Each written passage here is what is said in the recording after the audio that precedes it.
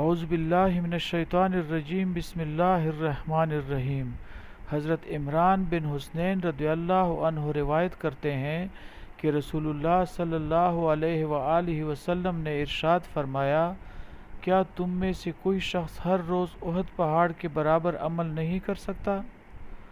صحابہ رضی اللہ عنہم نے عرض کیا، یا رسول اللہ، احد پہاڑ کے برابر کون عمل کر سکتا ہے؟ رسول اللہ صلی اللہ علیہ وآلہ وسلم نے ارشاد فرمایا، تم میں سے ہر ایک کر سکتا ہے۔ صحابہ رضی اللہ عنہم نے عرض کیا، یا رسول اللہ، وہ کون سا عمل ہے؟